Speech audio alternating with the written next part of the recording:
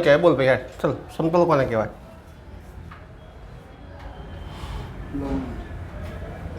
R2 में R3 में जो R3 में होय ने अवकाश कहवाय R2 में शुं कहवाय समतल कहवाय कोईपण बंध आकृति R2 में होय ने समतल में छे एवुं कहवाय R3 में होय ने शुं कहवाय अवकाश कहवाय एवो नियम छे। हवे समतल जोईए हवे आ समतल समझे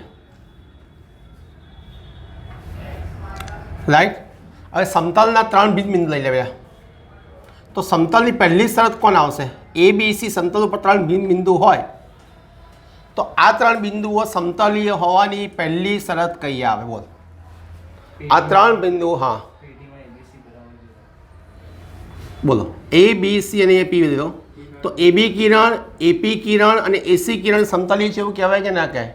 जो 4 समतलना भिन्न बिंदु होय बेला तमे एवुं कही शको कि A P Kiran A B किरण अने ए सी किरण समतलीय है। याद राखो आ पहली बात याद रखवानी कि ए पी किरण समतलीय है। बोलो क्लियर ओके। बीजी बात 4 भिन्न बिंदु में अनन्य समतल पसार थाय ए याद रखજો हमेशा 4 बिंदु में अनन्य समतल पसार थाय एक ज समतल पर 4 भिन्न बिंदु आपेला होय ने तो एक ने मात्र एक ज समतल पसार थाय एक समतल पर 4 भिन्न बिंदु आपेला होय तो एक ने मात्र एक ज समतल पसार थाय एवुं कही शकाय। एटले A P Kiran A B किरण ए सी किरण समतलीय छे अने अनन्य समतल पसार थाय 4 भिन्न बिंदुमांथी अनन्य समतल पसार थाय छे। आ वस्तु माइंड में क्लियर राखी देवानुं क्लियर। हवे चल भाई A P Kiran A B किरण ए सी किरण समतलीय होय तो कई शरत आवे वेद बोलतो A P Kiran A B किरण अने ए सी किरण समतलीय होय तो कई शरत लखवी पड़े। A P Kiran A B किरण अने ए सी किरण समतलीय होय तो कई शरत लखवी पड़े।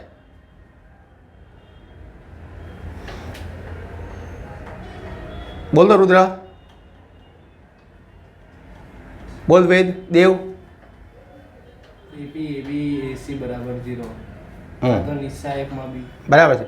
एपी एबी एसी पेटी बराबर 0 अथवा वो पण कही शकाय ने कि भाई एपी किरण डॉट एबी किरण क्रॉस एसी किरण बराबर 0 पती की बात। आ समतलीय होवानी शरत है। आ 3 वस्तु ने बेज में आपणे समतल चेप्टर भणवानुं आ 3 वस्तु आखुं चेप्टर है ने ए बधा सूत्रों आनी उपर आवे छे।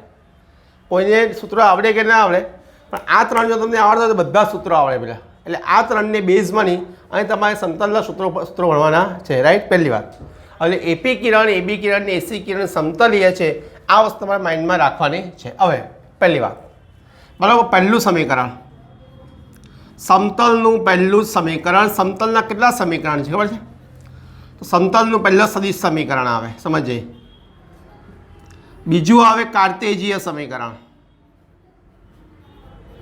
समतलनुं सदिश कार्तेजीय अंतखंड स्वरूप राइट अभिलंब स्वरूप आ बधा समतलना समीकरण है। सदिश कार्तेजीय अंतखंड अभिलंब बराबर है। ए शुरुआत आपणे करी समतलना सदिश समीकरण कार्तेजीय समीकरण अने अंतखंड स्वरूप शुरुआत करो। जो पहलू चल भाई हवे एपी किरण एबी किरण एसी किरण केवा छे समतलीय छे राइट। हवे एनो मतलब एवो थयो चलो पहलो एनो स्थान सदिश आपणे कोण लईए छे एनो स्थान सदिश कोण लेवाय ए बार पती की बात। बी नो स्थान सदिश आपणे कोण लईए छे बी बार।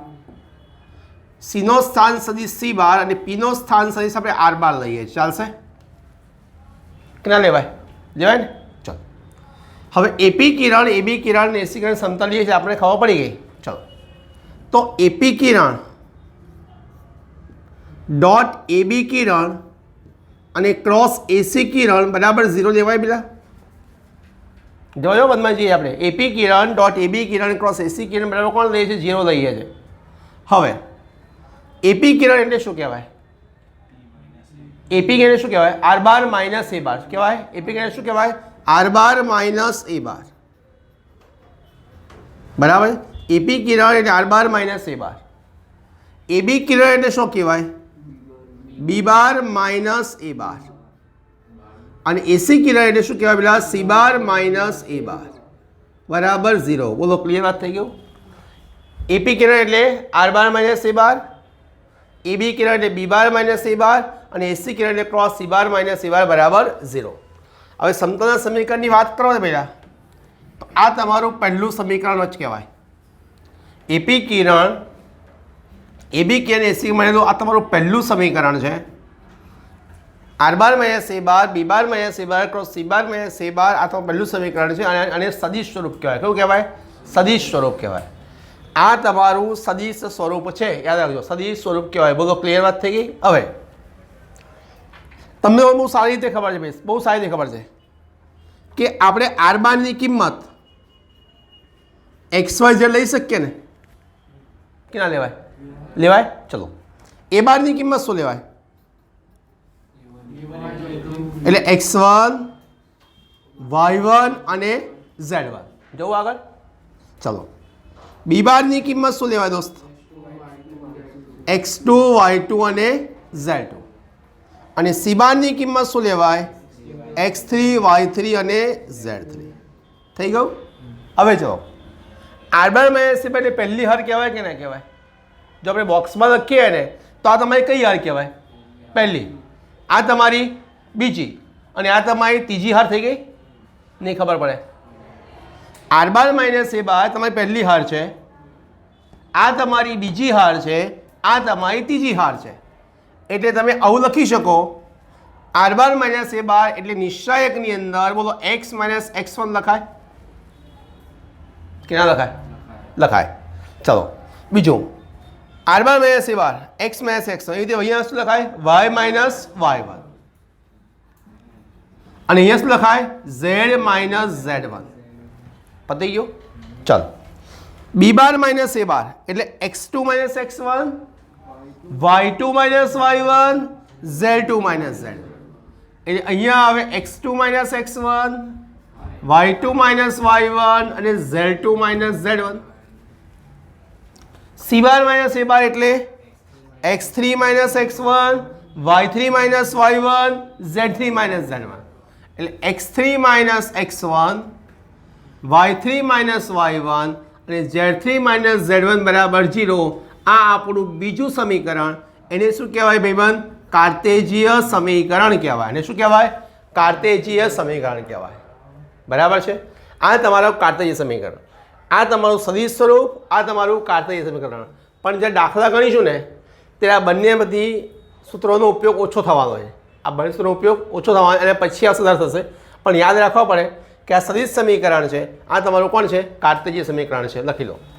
જોયું આપણે પહેલું r bar minus a bar, right? R bar minus a bar dot b bar minus a bar cross c bar minus a bar equal to 0. ચાલો મને કે ભાઈ, હવે કોઈ પણ બે સદિશનો કાર્તેજીય ગુણાકાર લઈએ તો કયો સદિશ કહેવાય? કોઈને ખબર છે? કોઈ પણ બે સદિશનો કાર્તેજીય ગુણાકાર લઈએ તો સદિશ કયો સદિશ બને? ક્રોસ તો છે જ બકા. કાર્તેજીય ગુણાકાર ક્રોસ થયો ને. ઇંગ્લિશ કેમ બોલવાનું હોય આપણે? એટલે કયો સદિશ કહેવાય એમ કહું છું. બે સદિશનો જો આપણે કાર્તેજીય ગુણાકાર લઈએ તો એ કયો સદિશ બને? યાદ કરો. એક્સ બાર ક્રોસ વાય બાર લઈએ છીએ, કયો સદિશ કહેવાય છે? ક્રોસ વાય બાર લઈએ તો કયો સદિશ કહેવાય? લંબ સદિશ કહેવાય. હા કે ના? તો એવી રીતે બી bar minus a bar cross શું છે? લંબ સદિશ છે. કોણ છે પેલા? લંબ સદિશ. એટલે બી bar minus a bar cross c bar minus લંબ સદિશ છે. એટલે જોઈ લો અહીંયા.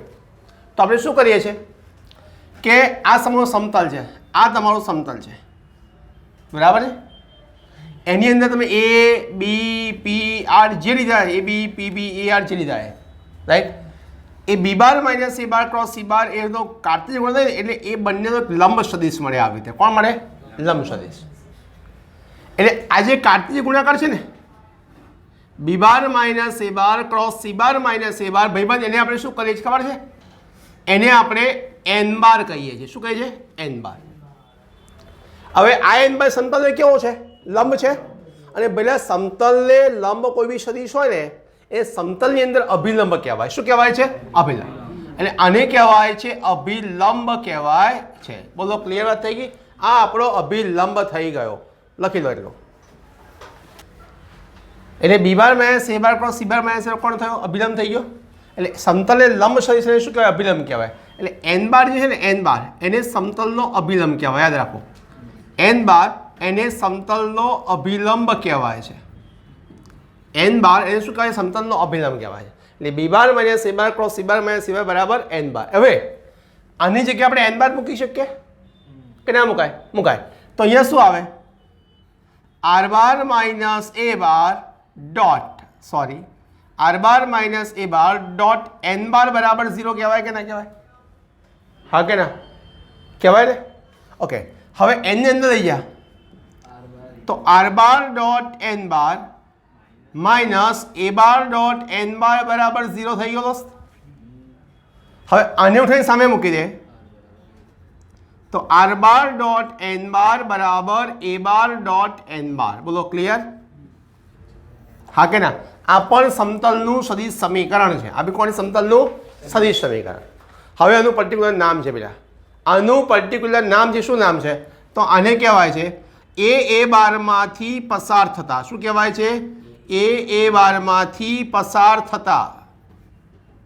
આ સમતલ ક્યાંથી પસાર થાય છે દોસ્ત?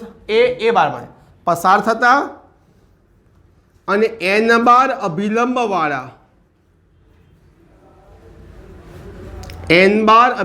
વાળા સમતલનું સમીકરણ છે. બોલો ક્લિયર? એ બારમાંથી પસાર થતા અને n બાર અભિલંબ વાળા સમતલનું સમીકરણ છે. બોલો ક્લિયર? વાત થઈ ગઈ? માઇન્ડમાં ક્લિયર કરી નાખો. એ બારમાંથી પસાર થતા અને n બાર અભિલંબ વાળા સમતલનું સમીકરણ r બાર ડોટ n બાર બરાબર a બાર ડોટ n બાર. બરાબર, બધા દાખલાઓમાં આની જ જરૂર પડશે. બધા દાખલાઓમાં આની જ જરૂર પડશે. બોલો ક્લિયર? વાત થઈ ગઈ? એ બાર પસાર થાય n અભિલંબ એટલે આની જ જરૂર પડે, બીજા કોઈ જરૂર નહીં પડે. બોલો ક્લિયર? મેક્સિમમ દાખલાઓની અંદર આની જરૂર પડશે. હવે એનાથી આગળ જઈ રહ્યા છે. આ સમીકરણમાં સમજો વિપત, આ સમીકરણમાં a બાર ડોટ n બાર એની કિંમત d ધારી લઈએ. બોલો clear? a bar dot n બારની કિંમત d ધારી લીધી એટલે શું થાય? હવે તો અહીંયા d મૂકી દો. એટલે અહીંયા d મૂકીએ એટલે r બાર ડોટ n બાર બરાબર d આવે કે ના આવે? જવું આગળ? ચાલ ફરી વાર. ભાઈ r ની કિંમત તો xy z ધારી લે દોસ્ત. પતી ગયું? r ની કિંમત કોણ ધારી? xy z. અને n બારની કિંમત abc ધારી લે. બોલ ધારી શકાય? ધરામ તો ગમે ધરાય નહીં. હું વરખ છે r બારની કિંમત xy z, n ની કિંમત abc. આની જગ્યાએ તું xy z મૂકી દે, n ની જગ્યાએ abc મૂકી દે, d થઈ ગયો. આ કયો ગુણાકાર કહેવાય? ડોટ. ના તો ડોટ ગુણાકાર કરો તો શું આવે? ડોટ ગુણાકાર કરો તો શું આવે? જુઓ તો ax plus by plus cz બરાબર d. આને પણ સમતલનું કાર્ટેજીય સમીકરણ કહેવાય. આને પણ શું કહેવાય? સમતલનું કાર્ટેજીય. જે નિશ્ચાયક સ્વરૂપ હતું ને પેલા, નિશ્ચાયક સ્વરૂપ એનું સાદુરૂપ આપો ને એટલે આ જ જવાબ આવે. અને કોઈ બી સમતલ સમીકરણનું સાદુરૂપ આપશો ને એટલે આ જ જવાબ આવશે. રાઈટ? એટલે સમતલનું કાર્ટેજીય સમીકરણ કહેવાય. એટલે આ સમતલનું કાર્ટેજીય છે સમીકરણ છે. કાર્ટેજીય સમીકરણ. બોલો ક્લિયર? એટલે તમે આમ ધ્યાનથી જોવા જાઓ ને તો સમતલ અને રેખા એ બંનેમાં બહુ ઝાઝો ફરક નથી. જે સૂત્રો રેખાના આવતા હોય ને, રેખાઓના, એ બધા સૂત્રો સમતલમાં લાગુ પડે. ખાલી એટલો ફરક કે રેખા R2 માં આવે, સમતલ R3 માં આવે. બસ આટલો જ ફરક, બીજો કોઈ જ ફરક નહીં હો. જે વસ્તુ રેખામાં થાય ને એ બધું જ વસ્તુ અહીંયા થવાની. Is that clear? એનો મતલબ એવો થયો, એક રેખા એટલે R2 વાળી રેખા, અવકાશમાં રેખાની વાત નહીં કરતો. ax plus by plus cz બરાબર 0 આ સમતલનું સમીકરણ કહેવાય. રાઈટ? તો હવે આ એક સમીકરણ, આ બે સમીકરણ, આ ત્રણ સમીકરણમાંથી આ બે સમીકરણો યાદ રાખજો બરાબર. દાખલા ઘણા બધા આવડી જશે. પતી ગઈ વાત? હવે લખી દો ભાઈ. ચાર ભિન્ન બિંદુઓ પહેલા એના પરથી ચાર ભિન્ન બિંદુઓ યાદ રાખજો પહેલા. સમતલીય હોવાની શરત. ભાઈબંધ, ચાર ભિન્ન બિંદુઓ સમતલીય હોવાની શરત. ભાઈબંધ તને ખબર છે ભાઈ ત્રણ ભિન્ન બિંદુમાંથી પસાર થતા સમતલનું સમીકરણ શું હોય? આપણને ખબર છે બધાને. ત્રણ ભિન્ન બિંદુમાંથી પસાર થતા સમતલનું સમીકરણ યાદ કર દોસ્ત. x માઇનસ x1 પછી y minus y1 z minus z. અહીંયા આવે x2 minus x1 y2 minus y1 z2 minus z1 x3 minus x1 y3 minus y1 z3 minus z1 બરાબર 0. પતી ગયું. હવે જો આ જે સમીકરણ છે એ કોના પરથી બન્યું છે? તો 3 બિંદુ પરથી મળ્યું છે. હવે ચોથું બિંદુ આપણે લઈએ છીએ dx4y4 4x4y4. હા કે ના ખબર પડે? ડફોર ડીનો ડફોર તો dx4y4. હવે જો ચારે બિંદુઓ સમતલીય હોય, ચારે બિંદુ કેવા હોય? સમતલ. તો આ બિંદુ આની ઉપર હોય કે ના હોય? ચારે બિંદુ સમતલીય હોય તો આ બિંદુનું સમાધાન કરે કે ના હોય? ઉપર હોય એટલે સમાધાન તો કરે જ. પાકી વાત થઈ ગઈ. સમતલની ઉપર બિંદુ હોય એટલે સમાધાન તો કરે જ. તો આની જગ્યાએ એટલે એક્સની જગ્યાએ x4y4 મૂકી દો. એક્સની જગ્યાએ x4y4 મૂકી દો. એટલે એક્સની જગ્યાએ આપણે x4 મૂકી દઈએ તો x4 minus x1 y4 minus y1 અને z4 માઇનસ z1 રાઈટ. બાકી તો કોઈ ફરક પડવાનો નથી, એમનું એમ જ રાખજે. y2 minus y1 z2 minus z1 અને x3 માઇનસ x1 અને y3 minus y1 z3 minus z1. એટલે સમતલના સમીકરણની અંદર જો આપણે કોઈ પણ બિંદુ મૂકીએ, સોરી ભૂલ થઈ ગયો, x4 y4 અને z4 રાઈટ, x4 y4 અને z4. જો સમતલના સમીકરણની અંદર કોઈ બી સમતલ સમીકરણ હોય એની અંદર કોઈ બિંદુ મૂકીએ અને જો જવાબ 0 આવે તો એ શું કહેવાય? સમતલીય છે એવું કહેવાય. 3 બિંદુ પરથી સમતલનું સમીકરણ મળે. સમતલનું સમીકરણ હંમેશા 3 બિંદુ પરથી મળે. એટલે સમતલનું સમીકરણ આપણને મળી ગયું. હવે કોઈ ચોથું બિંદુ તમને એમ કે આ 4 બિંદુઓ સમતલીય છે કે નહીં ચકાસો. આ 4 બિંદુઓ સમતલીય છે કે ચકાસો તો પહેલાં સમતલનું સમીકરણ મેળવવું પડે. સમતલનું સમીકરણ મેળવીને ચોથું બિંદુની અંદર મૂકવું પડે. જો જવાબ 0 આવે તો સમતલીય કહેવાય, બાકી સમતલીય ના કહેવાય. રીત ખબર પડી શું કરવાનું છે? તમને 4 બિંદુ આપેલા હોય ને ભાઈબંધ, સમજી લો કોઈ બી 4 બિંદુ તમને આપેલા છે તો કોઈ પણ 3 બિંદુનો ઉપયોગ કરીને પહેલાં સમતલનું સમીકરણ મેળવવાનું રાઈટ.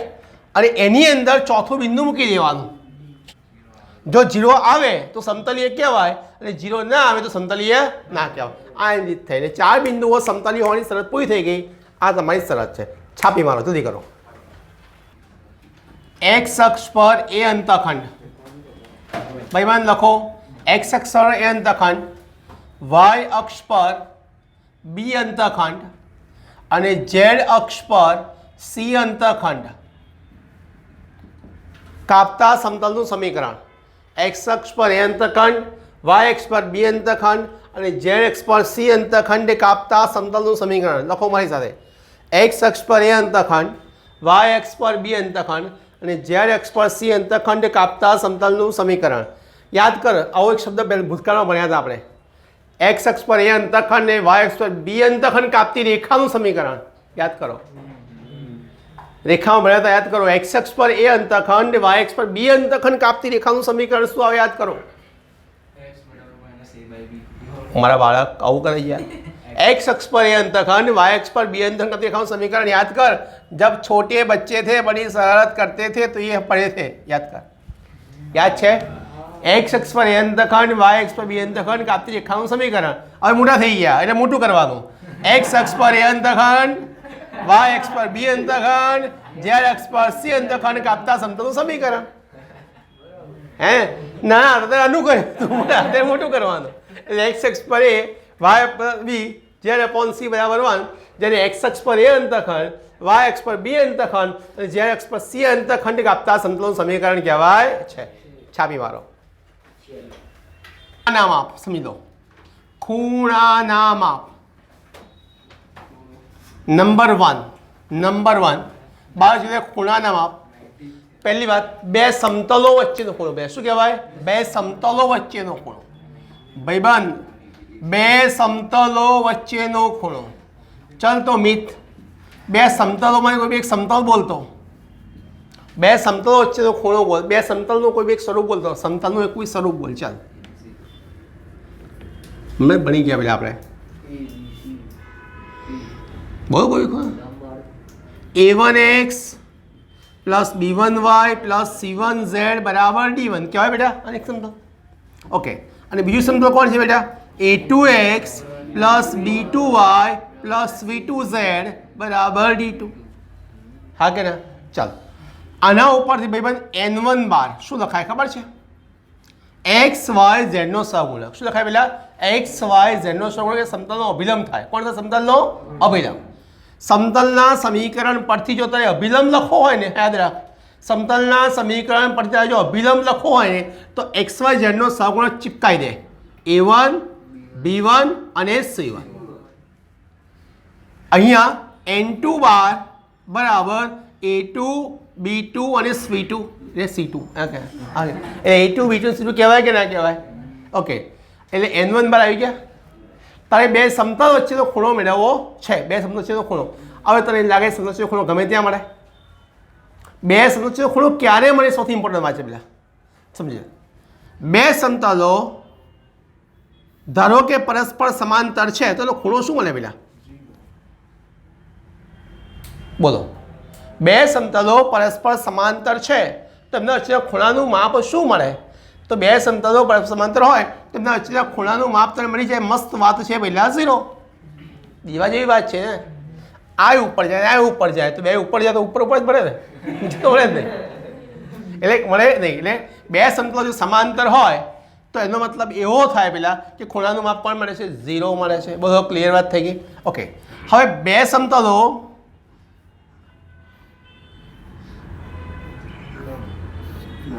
પરસ્પર લંબ હોય, પરસ્પર લંબ હોય તો આ અહીંથી આમ જાય, આ અહીંથી આમ જાય એટલે અહીંયા મળી ગયા. હા કે ના? એટલે જો બે સમતલો પરસ્પર લંબ હોય તો તેમની વચ્ચેના ખૂણાનું માપ મળે છે મને આલ્ફા બરાબર π/2. Is the clear? જો બે સમતલો પરસ્પર લંબ હોય તો તેમની વચ્ચેના ખૂણાનું મળે છે આલ્ફા બરાબર π/2. પણ જો સમતલો સમાંતર નથી, પરસ્પર લંબ નથી તો તેમની વચ્ચેના ખૂણાનું માપ cos આલ્ફા બરાબર બાળક શું મળે? તો માનાંકમાં n1 બાર ડોટ n2 બાર. માનાંક કમ્પલસરી. જો પેલા અવકાશમાં રેખામાં માનાંક કમ્પલસરી નથી, સમતલમાં માનાંક કમ્પલસરી છે ઉપર. ઓ ક્લિયર? n1 બાર n2 બાર અપોન માનાંકમાં n1 બાર ડોટ માનાંકમાં n2 બાર. બધો ક્લિયર વાત થઈ ગઈ. આને કહેવાય છે બે સમતલ વચ્ચેનો ખૂણો. ફરીવાર, જો બે સમતલો પરસ્પર સમાંતર હોય તો ખૂણાનું માપ 0, આલ્ફા બરાબર 0. જો બે સમતલો પરસ્પર લંબ હોય તો ખૂણાનું માપ આલ્ફા બરાબર π/2. અને જો સમતલો પરસ્પર સમાંતર નથી કે સમતલો પરસ્પર લંબ નથી તો તેમની વચ્ચેના ખૂણાનું માપ cos આલ્ફા બરાબર માનાંકમાં n1 bar dot n2 bar upon માનાંકમાં n1 bar dot n2 bar. Is that clear? ખબર પડે છે? ઓકે ઓકે, આ એક વાત થઈ ગઈ. લખી નાખો એ સમતલ વચ્ચેનો ખૂણો બેટા. રેખા અને સમતલ વચ્ચેનો ખૂણો બાળક. આ બીજો પોઈન્ટ છે પેલા. હમણાં આપણે જે પોઈન્ટ જોયો એ તો શું હતો? બે સમતલો વચ્ચેનો ખૂણો. હવે રેખા અને સમતલ વચ્ચેનો ખૂણો. ઓકે, જો ધારો કે રેખાનું સમીકરણ બાળક મારી પાસે r bar is equal to a bar plus kl બાર. બોલો રાઈટ? આ રેખાનું સમીકરણ કહેવાય જ્યાં k બિલોંગ્સ ટુ r. દોસ્ત સમજ્યો? આ કોઈ પણ રેખા છે. અને બીજું સમતલનું સમીકરણ કયું લઈશું? તું ત્યાં કે લઈએ r બાર ડોટ n બાર બરાબર a બાર ડોટ n બાર. આ પણ ચાલે ને?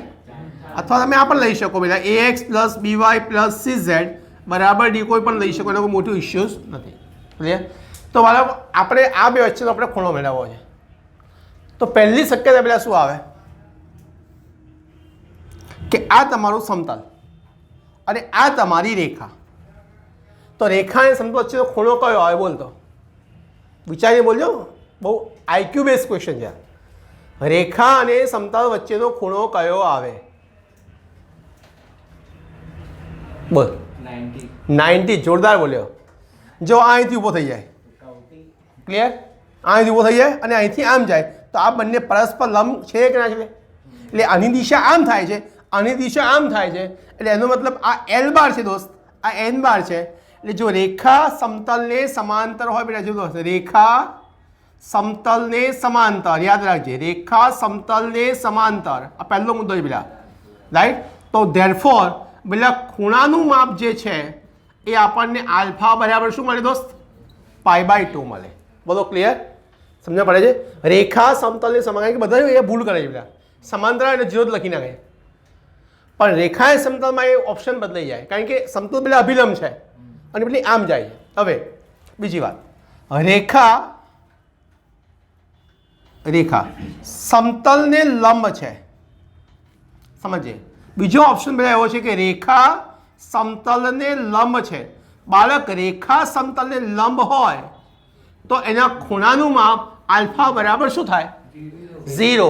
કારણ કે આ આમ જાય, આ આમ જાય અને આ પણ આમ જાય, એ બંનેનો મિલાપ થતો નથી, એટલે વેલેન્ટાઇન ડે ઉજવાય. આલ્ફા બરાબર 0. અમને તો ઉજવાઈ ગયો, આને ઉજવાય. આલ્ફા બરાબર કોણ થઈ ગયો? 0. સમજે પડી? હા કે ના? એટલે અમને કોઈ ફરક પડવાનો નથી. હવે ત્રીજી વાત, હવે રેખા સમતલની ઉપર હોય તો શું થાય? રેખા સમતલની ઉપર હોય તો શું થાય?